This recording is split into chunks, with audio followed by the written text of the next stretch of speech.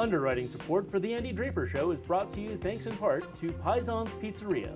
Located in downtown Medford, it's Italian done right.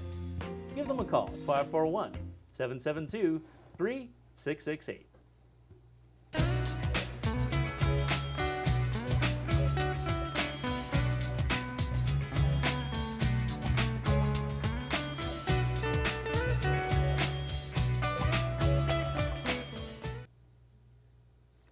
Hello everyone and welcome to the show. My name is Andy Draper, I'm your host. Today we're going to talk a little bit about restorative justice, but before we get started I have a little video clip I would like you to see, School to Prison Pipeline.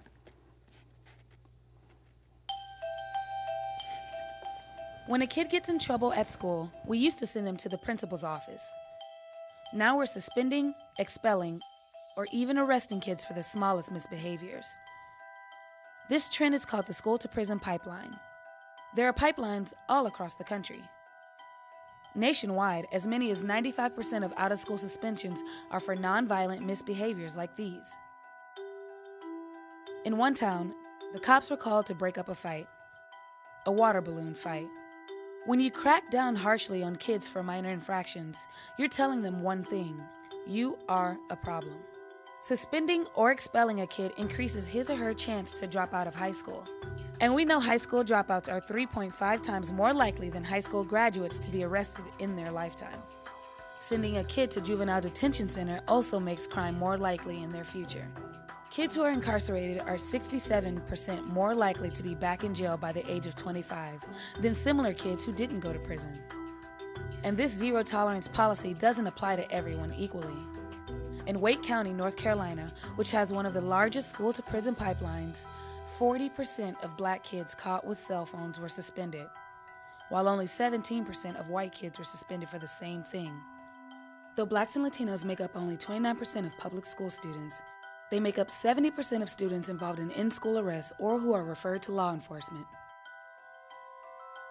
Schools even crack down on special needs students, arresting them for the very behaviors that stem from their special needs. 32% of youth in juvenile detention are special needs students. That's the school to prison pipeline, another way that the United States incarcerates more people than any other country on earth.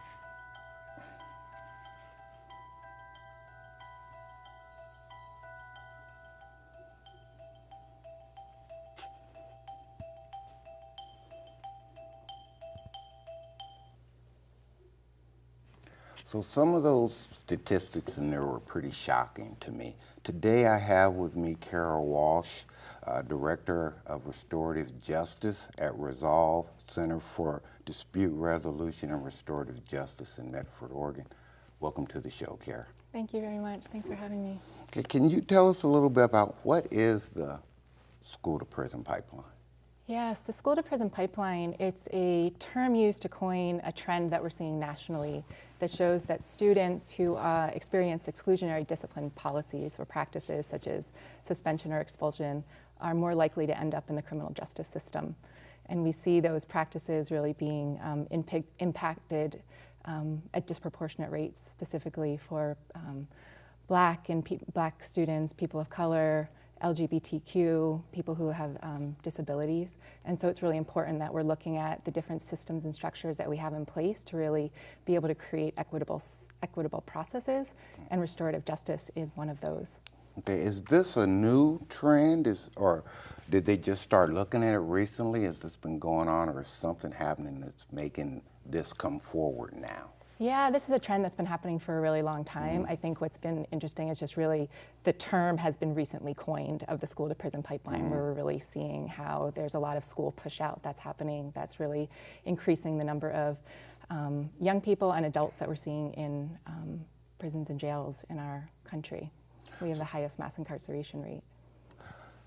So, and one of the things to deal with this issue is restorative justice. So can you tell us a little bit about restorative justice, what it is?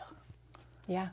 So restorative justice, it's a process that involves, to the extent possible, those who've had a specific stake or involved in any type of harm or misconduct of any type, to really engage them in a collective, collaborative process to identify who's been harmed, what do they need, and how do we make things right. Is this a new concept, or is it just coming in? Because I know a little bit about restorative, or the concept of restorative justice. It might not have been labeled that in the past, but I know that for different communities around the globe, they have something in place that resembles this. Yes. So can you tell us a little bit about what brought it forward here and where it's been used? What brought the idea out of those little communities and far back places into our huge system of justice? Right, that's a great question. I think it's really important to start our conversation off acknowledging the roots of restorative justice that are quite ancient and indigenous. It's how people from all over the world have been and still are practicing responses to harm, to being in community, when we really acknowledge that we're interconnected. And so therefore, when any time harm happens, what are the processes that we do to really repair the relationship? And so it is really a process that came out of indigenous practices. We were really relearning that as a Western culture and a Western society. It was about in 1970, there was a incident that happened in Kitchener, Canada, where there were some youth who vandalized homes, and the probation officer said to the judge that he wanted to take these boys and bring them to apologize to the people they harmed. And so the judge said yes to that. So they wound up just going and knocking on the front door of their victims, essentially. And so we've come a long way since that, because we realize there's a lot of best practices that we need to put in place. So it really began in our criminal justice system in our Western culture, and then about in the 1990s really started taking these same practices and applying them into our schools, and now really seeing it as a larger paradigm and system that can be really implemented into a lot of different places. There's no, unfortunately, shortage of harm that we see and experience. Okay, so what I'm hearing is restorative justice takes a look at the big picture. Our system is more system of punishment. You do the crime, you get punished. This is more of a system that addresses the why it happened, the needs of the people after it happened. That's the victim and the perpetrator and the community at large. And so when I hear that, I know that there are a lot of criminal charges that this can't be applied to. So who is restorative justice for? Great question, and just that distinction that you were making. I think in our traditional and our more retributive systems, the main questions after something happens, we ask who did it, or what happened, who did it, and what do we need to do to punish them? That's kind of our more retributive model that's very punishment focused. And in restorative justice, the main questions we ask after something happens is who's been harmed, what do they need, whose obligation is it to repair it, and what's the best process in order to do that? So just when you see the difference of the questions that are asked, you really, one of the main people that restorative justice serves is people who've been harmed, victims. Because often they're left out of the justice system or the justice process, and really acknowledging that they have core needs that need to be addressed for justice to happen. So needs such as really getting information, asking questions of why did you do this to me? Is it going to happen again? What was going on for you at the time? What did you do with the photos that you stole from me of my dead husband? There's questions that people who are impacted often have. They often have a need just for truth-telling, just for their story to be acknowledged and heard for any type of pain that they have gone through, and just empowerment to really feel like they have a choice in the justice process in terms of moving forward. So crime victims is one key stakeholder of restorative justice that this process really serves.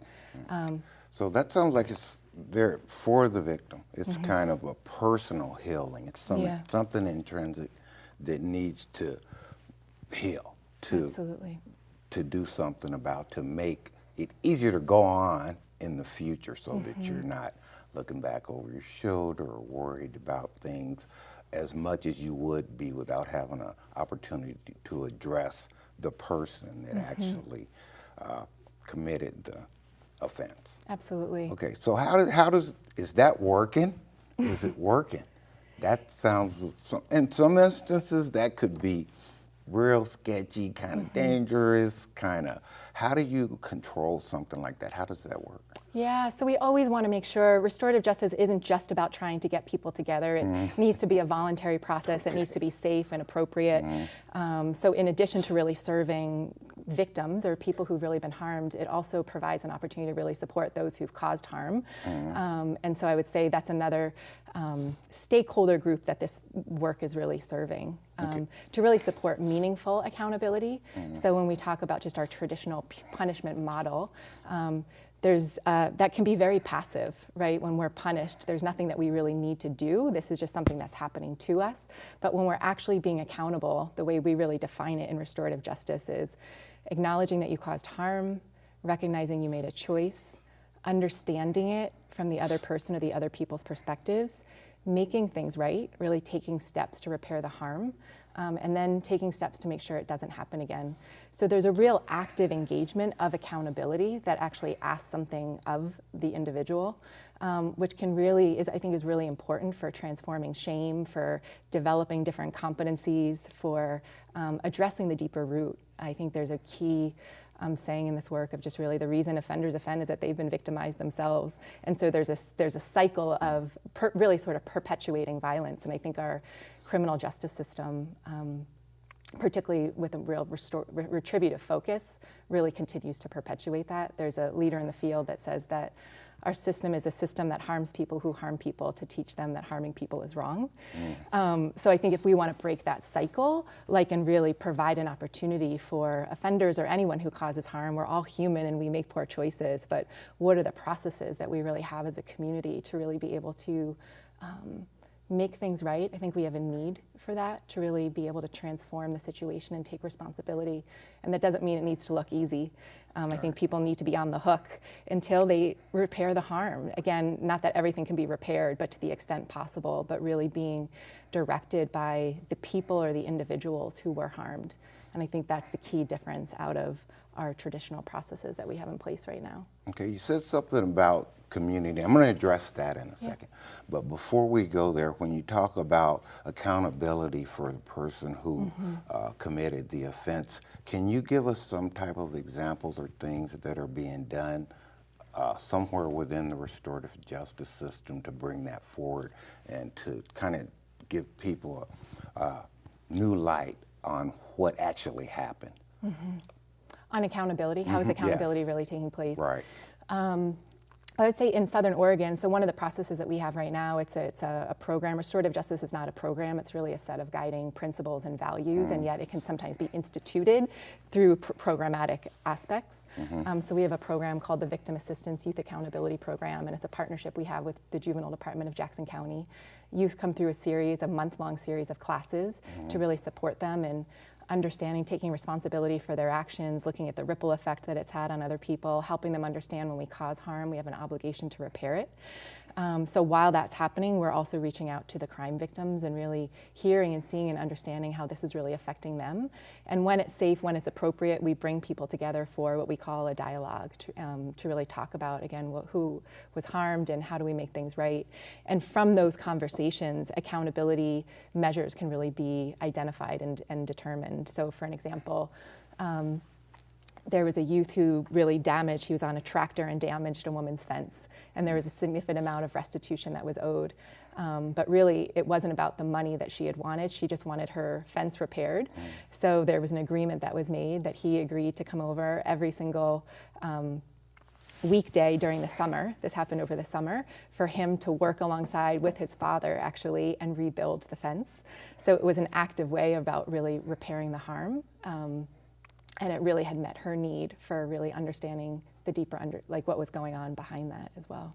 Okay, and his father was there supporting him. So there's a support system to help you get through this, especially accountability part that you show up and things like that. When you talked about community, how is the community supporting restorative justice? How does that work?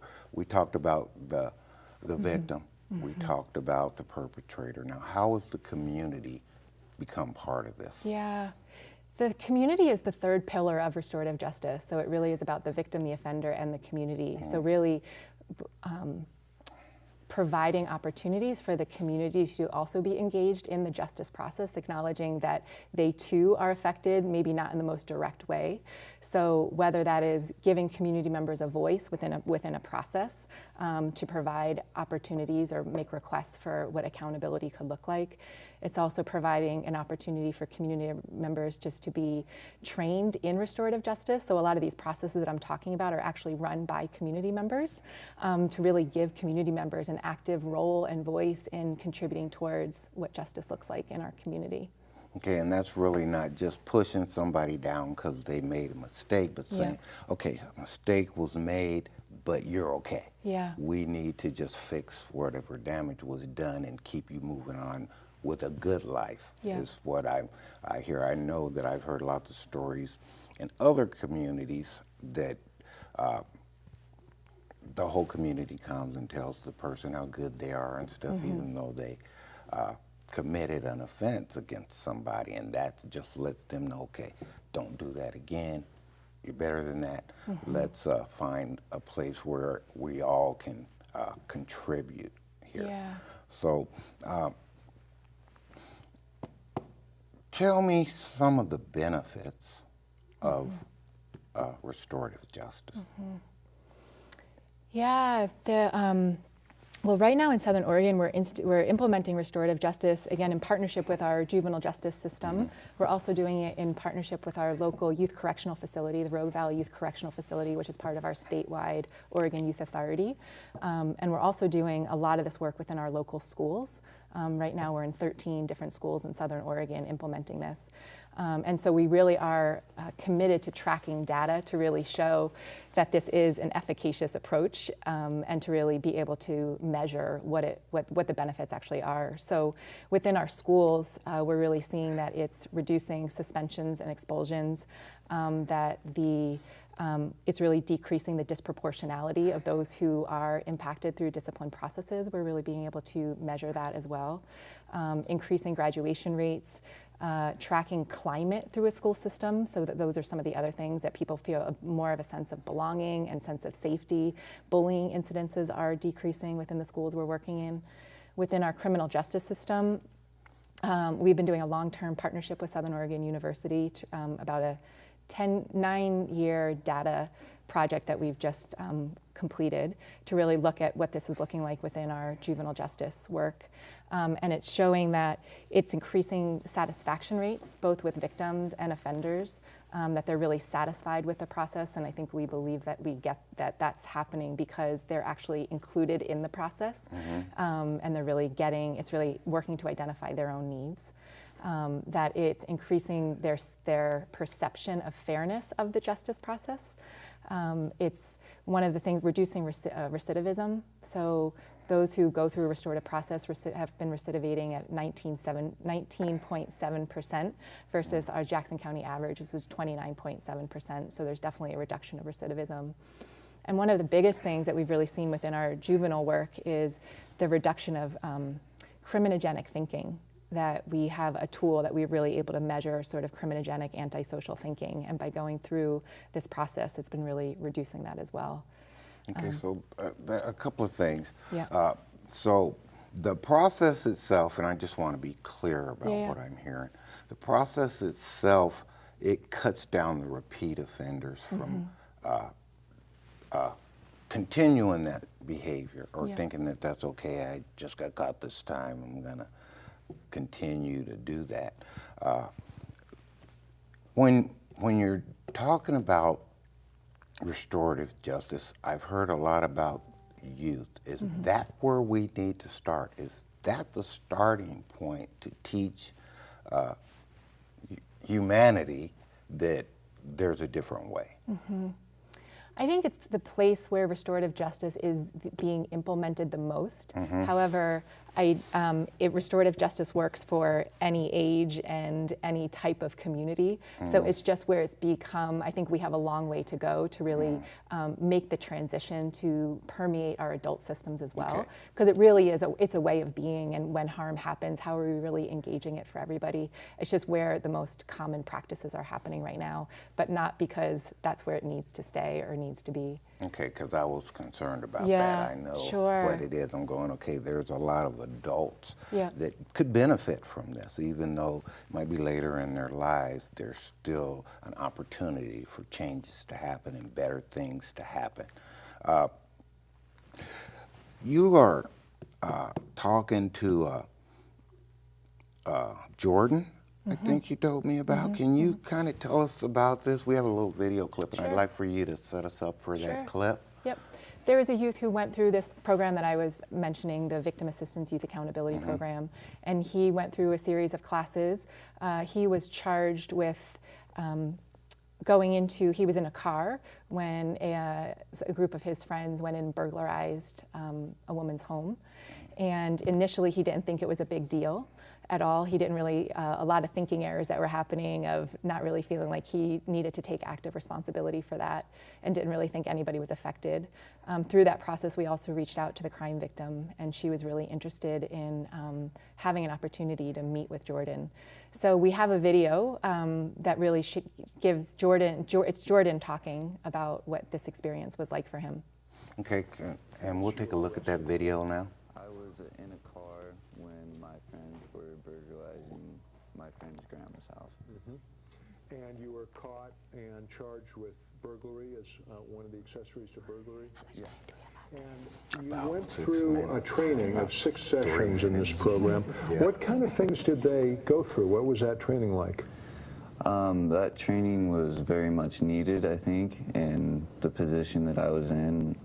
They've taught me all kinds of stuff, how to see the harm that I've done to other people, and know that it's not just all about me, it's about that person, you know, like that I've hurt them in such a severe way that I need to figure out a way to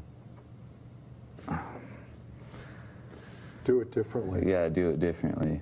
That's the word right there. And that all ended with a meeting that you had with the elderly woman who was the victim of this burglary. Tell us a little bit about that. What did you realize when you were meeting with her? What I realized when I was meeting with her is that she was hurt very badly. She started crying in our interview, and I apologized to her and asked her what I could do to fix it. And the only thing she could tell me was to continue my education and to pay the restitution, so I did. And after our whole interview, she actually got up and gave me a hug, and it was great. I felt something relieved off my shoulders, and so did she, I think, in a way. And now if I seen her today, we could probably talk to each other and not even have any problems. Does this feel like a big change in your life? Tremendous change, actually, compared to where I was before I did the class. It's changed my life for the better, and hers, I think.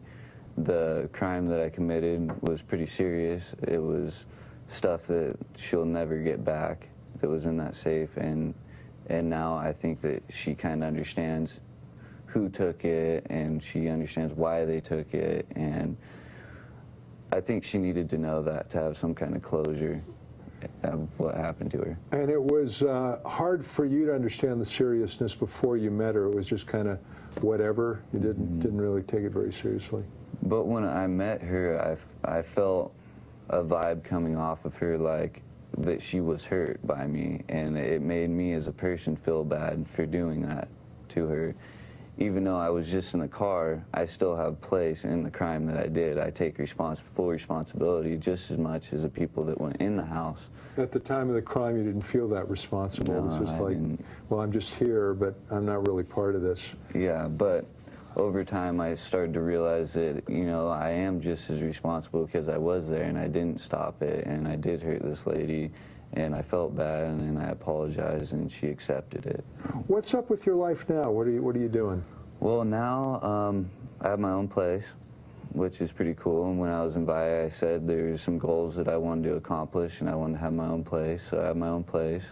I'm a college student at RCC in Grants Pass, and things are just going great right now. I'm loving life, and I'm staying out of trouble. I don't hang out with the people I used to. People that did the crime with me, I don't talk to no more. and I completed everything I was supposed to. I'm off probation. Life's good. Good work, Jordan. Thanks for coming on and That was a great example of how restorative justice can help. Can you, and we've got a couple of minutes left, so can you kind of let us know where in Southern Oregon we're seeing restorative justice, and how can people get involved? Sure. Well, I feel really proud and honored to be part of a community that is really receptive to this work and to this paradigm. So we're seeing it really spread a lot in Southern Oregon. So I think I mentioned earlier, it's happening within our juvenile justice system. We're in our schools, and it's continuing to grow within our school-based work. Doing it with our youth correctional facility, and then any other community-based system where harm is happening. So we're really starting to see it being implemented more within community settings as well. In terms of getting involved, this is a community-based response and approach to harm. So we really encourage community engagement and involvement, and specifically as a facilitator or for volunteer opportunities. Resolve provides advanced facilitator trainings where just for the 2019-2020 school year, I know we'll be offering 5 different training sessions throughout the year, so people can contact Resolve for ways for training and volunteer opportunities.